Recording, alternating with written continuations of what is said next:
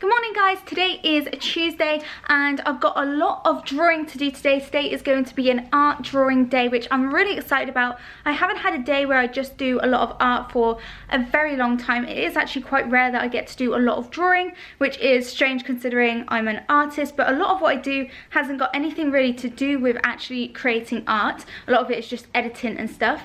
And before I start doing anything, there's one thing that I actually want to ask you guys, and that is my 200k milestone is coming up very soon on my main channel, and I have absolutely no idea what I should do for it. I want to do something to actually celebrate it, but I'm really not sure what I should do, and I was wondering if you guys have got any suggestions for what you'd like to see. I'd really want to do a live stream, but I just don't think the internet will allow that. I think it'll just keep dropping in and out, and I want something that's going to be really good for it. So let me know what you guys would like to see. Would you like to see like a giveaway or something like a live stream? Do you want me to try it? I'm just not sure, but I want to do something really like cool and special and something quite big. So let me know what you guys want to see. So as always, I started off today by editing the vlog and exporting it, and now I want to make the thumbnail. It's actually one of my favourite things that I get to do each day. I actually really enjoy making thumbnails. I don't know what it is, but it feels like I'm making like a mini piece of art every time I do one. I don't know, I think I just like designing them and coming up with the concepts. I really like it, and it definitely is one of my favourite things to do. I've just finished doing everything for the new vlog, and one thing that I just want to let you guys know is that I'm going to try and upload every vlog at 3 p.m. Greenwich Mean Time, and so that's about 4 hours ahead of Eastern Time, so it'll be about, what's that, 11 o'clock Eastern Time. So I'm going to try and do them at the same time every single day. So at this time, there might be a few days where it goes up a little bit later, but it'll always be around this sort of time. Hello baby, you come to see me? No? Bye then. I'm just about to start today's first drawing, and so this is what I was going on about yesterday when I said I put the mic in front of me when I'm recording Patreon videos, so that when I'm talking, obviously the mic needs to pick up the audio from the front, whereas if it was on top of the DSLR, it's just going to be pointing down and it's just going to sound really distant. So that's why the long cord comes in handy, because now I can have it in front. I've just got all of my supplies ready as well, all of the blending stumps I'm going to be using. I'm just going to be using a couple of pencils, a few graphite pencils and my mechanical pencil, and also a black polychromos coloured pencil, because I absolutely love using a black coloured pencil with my graphite to just get the really dark intense blacks in my graphite drawings. It's something that I've started relatively recently, but it really does add a lot of contrast and really gets that realistic look to a piece because it gets it nice and dark. So I'm now about halfway through this piece. I've done all of the hair, and now I've just got to do the face on it. And what I like about this photo is that the face was actually quite blurred out and softened, so it's not really in focus, so that would be fun to do. We ordered some Chinese for dinner. Yummy.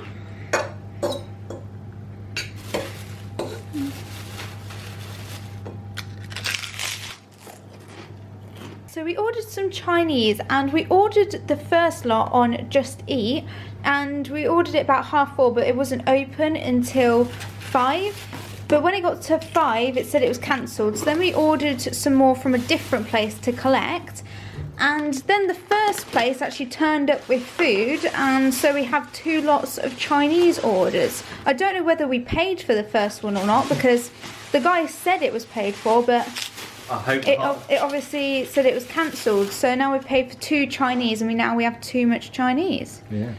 I'm not complaining though, I'm very hungry. Never a bad thing to have too much Chinese. Okay, so I've just finished this one for the first part of the Patreon tutorial series, and I really like how this one turned out. I was a bit concerned about doing the face because of getting that sort of not too in focus look, and because there wasn't much of the mouth showing. I was worried it's going to look, you know, a bit strange, but I think it looks really, really nice, and I really love how this one came out. The next thing that I want to do is start to work on a pastel drawing, and it's going to be of this nice flower, and that's for part 2. This is the drawing I'm tackling next. This is the reference photo here. I really wanted to do a flower with a black background because I really wanted to test out my black pastel matte paper. I haven't ever drawn anything on black paper before, so I really wanted to have a go at something, and I really liked this reference photo. I thought it was really nice.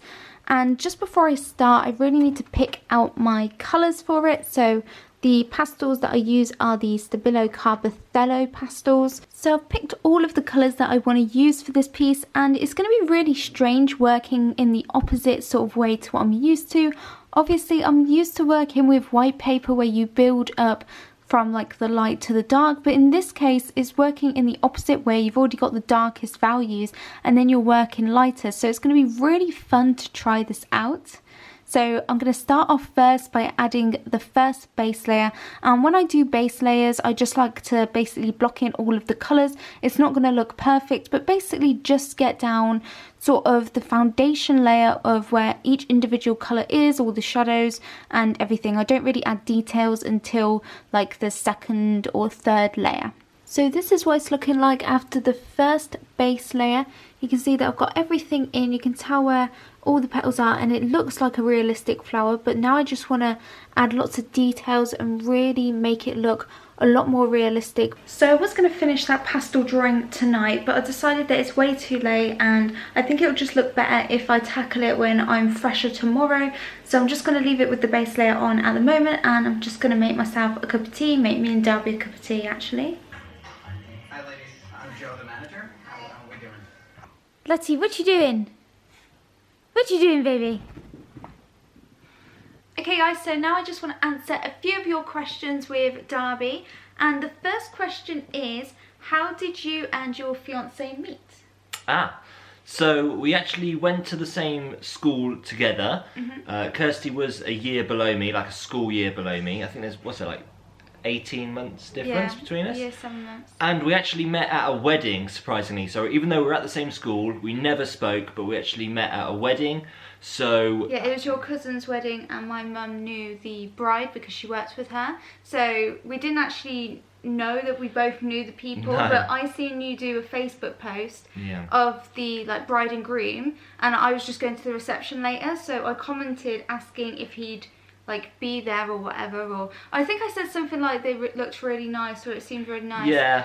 And it was weird because I've never actually spoke to you. No, and that's quite unlike you as well, isn't it? Yeah, I was really shy. Yeah, to just now I know Kirsty, it was really weird for her to actually just comment on basically a random person's post.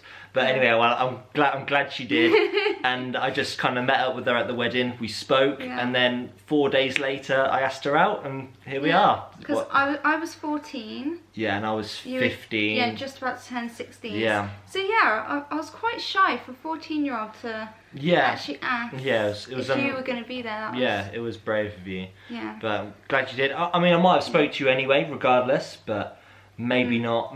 But anyway. Who knows? Yeah. But yes, since then it's been great.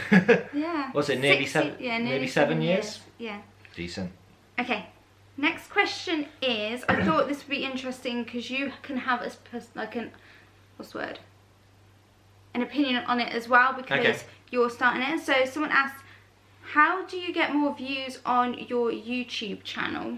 So for me, obviously, I've grown my YouTube channel over the last 3 years, but Darby's actually just starting his channel. You've been doing it for about 3 or 4 months. Yeah. So I think you'll have a good insight on this as well, because you're doing really well. But for me, I think the main way to get more views on YouTube is to, one, make really great content that is going to be useful for people and that people will be searching for. I see so many people try and start a channel and they title their videos like really unrelated things that no one would ever search for, and so you need to make content that's going to like suit a purpose, or usually help people at the start, you know, something people are searching for, rather than just doing something like, you know, if it's like a painting, if you're doing an art channel, like the title that you've called your painting that no one's going to search for, like, you know, like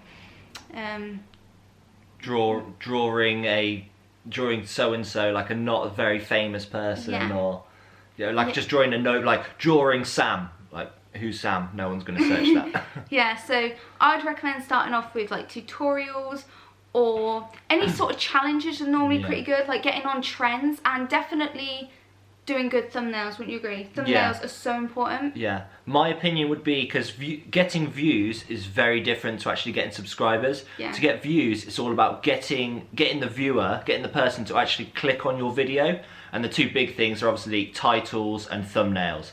So getting subscribers is more relatable to like your actual content and how good your production value is, and how good your actual value is given to that person. But to get views in particular, it's going to be your thumbnails and titles.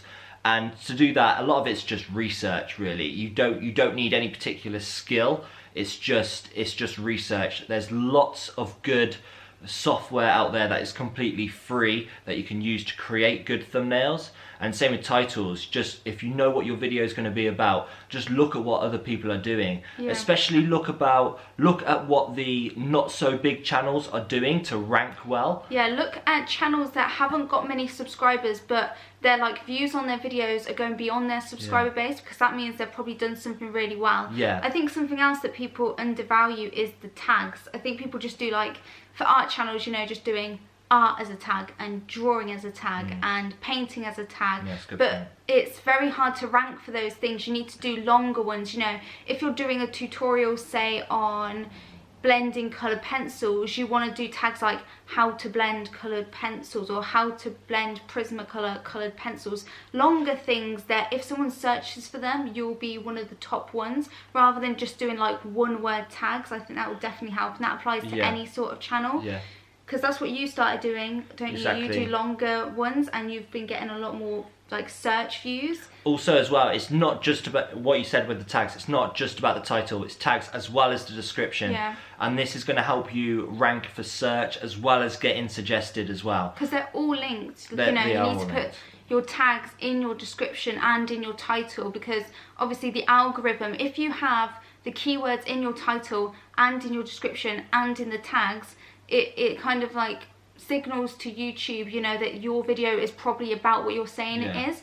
Whereas if you like do a random tag but it's not included anywhere else, then they're probably not going to like rank you for that. Yeah. All it does basically is it helps YouTube determine what your video is and where they can place it. So if you keep putting like drawing a dog in the title, in the description and a tag, then obviously when people search drawing a dog, you are more likely to come up, because YouTube knows that your video is about drawing a dog, instead of just random tags and random descriptions. Like, you can't just put, I see a lot of mistakes a lot of people make is they put in their tags big YouTubers.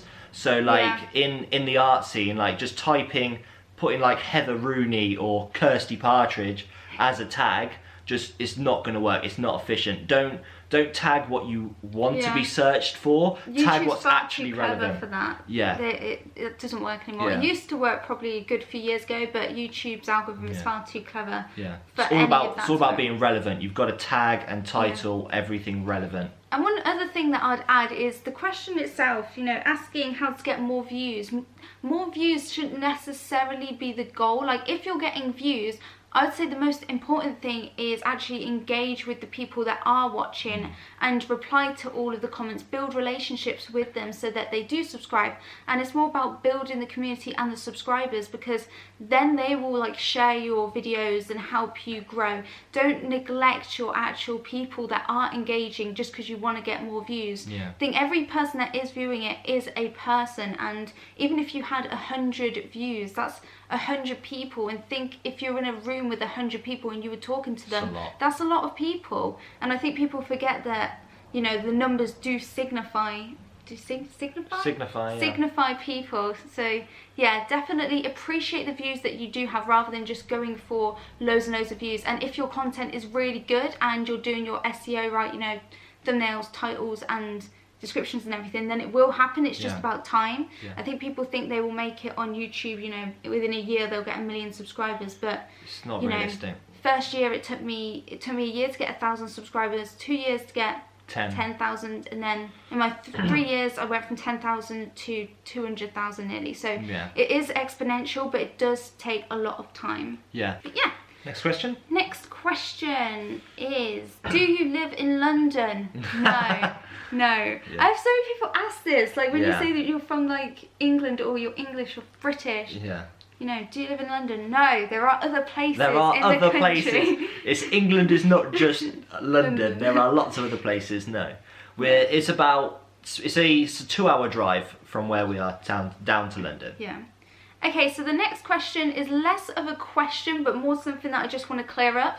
So in my vlogs, I keep referring to saying like, you know, this is at home or back at home. And what I mean by this is like where we are now, this is Darby's parents' house. He lives with his parents, I live with my parents. So I stay here a lot, but this isn't my home. Like I live with my parents, and I've been here quite a lot this week because you've just started working with me, so obviously I've been like teaching you stuff, and it's just been easier to like help you out if you need any help with stuff. But you'll see that I think tomorrow I'm going home and I'll be back there for a bit. And so yeah, we're saving up to get our own place, but for the moment we both live with our parents. I do half and half either way. That's why I've got my drawing set up here, and I have my PC set up at home, and I do a lot of editing there and a lot of drawing here. And final question is, what else do you like to do other than art? Honestly, not very much. I don't really have time for much else. No. I spend a lot of time doing my art, and any other bit of time that I do have, I normally spend it with you, you know, watching something or relaxing. I don't really have many other hobbies. We like going for meals, we like going to cinema. Yeah, that's nice, yeah. But no. Talk about your hobbies. I think you have more interesting ones than me. Yeah, well, with Kirsty, as you guys know, she's very full on what she does. Yeah. She's got. You can tell from the vlogs. It's just start to finish. It's all I do. She's got so much going on that it's just she hasn't really got time to do anything else. Yeah. So when she does have time, it's more just to relax. It's just to kind of wind down. But it's pretty much just 24/7. Yeah. As with me, I do like to spend more time doing my own thing. So obviously, if you probably know this already, I'm a gamer. I've got a gaming YouTube channel, and I just like playing games really and chilling. So I play on my channel. It's focused on Call of Duty, but I like to play other games like Overwatch and things like that. If you want to check out his channel, the link is in the description. Yeah, that'd be nice. Yeah, you don't have to though. You don't have to. You do. But that is it for today's vlog. I hope you guys enjoyed listening to those questions. I think we got a lot of information in there. Yeah. Especially for you guys starting your channels. But that is it for today's vlog, and I will see you guys tomorrow. Bye everybody.